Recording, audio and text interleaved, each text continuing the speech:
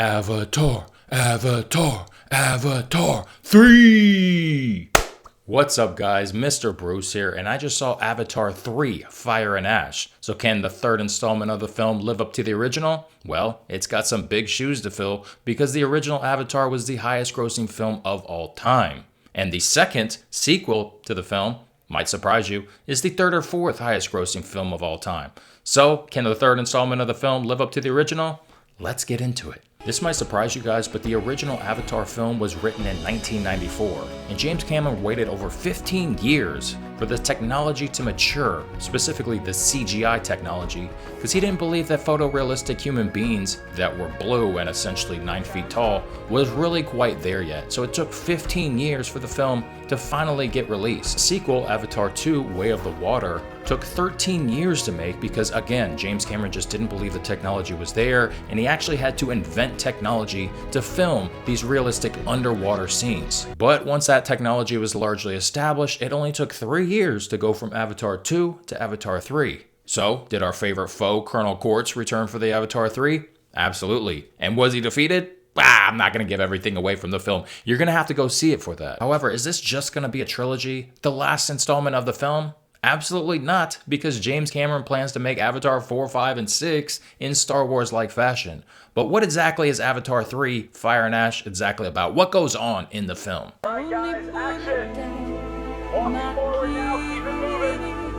Alright, keep your movement subtle until the cue. Get your skyscrapers, get the lines right this time! This installment of the film is meant to explore the darker side of the Na'vi people, because we get introduced to the Ash people, who are very hostile to the other Na'vi people and they attack them. The Ash people essentially worship fire, and think voodoo, dark magic, because that's the look and the feel that they have. In the original film, we explore the forest, right?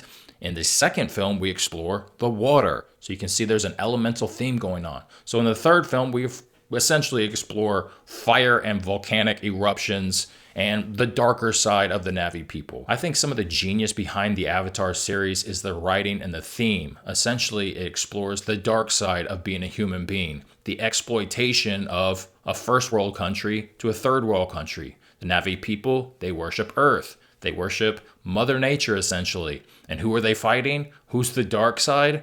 Essentially, it's classic human beings. What are the human beings doing on the planet? They're trying to exploit it. They're trying to extract the resources. And they have to battle, essentially, the primitive Na'vi people. This film really reminds me of our own history. Europeans trying to colonize America and going head to head with the Indians, who just want to live off the land. They love the land, and we're all about the resources, getting rich. And we explore this theme in Avatar 3 because the human beings team up with the Ash people, the darker Na'vi, and they essentially try to slaughter the good Na'vi to move them off the land. Furthermore, we see whaling. They're trying to kill the whales of the planet to get their resources.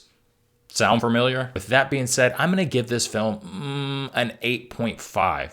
8.5. Because it's really so hard to live up to the original. It's a really good film. The CGI in the entire franchise is absolutely epic. The new technology, we love James Cameron. It's a great franchise, but how could you ever live up to the original because it was brand new? You had never seen anything like it. So 8.5 I think will do it.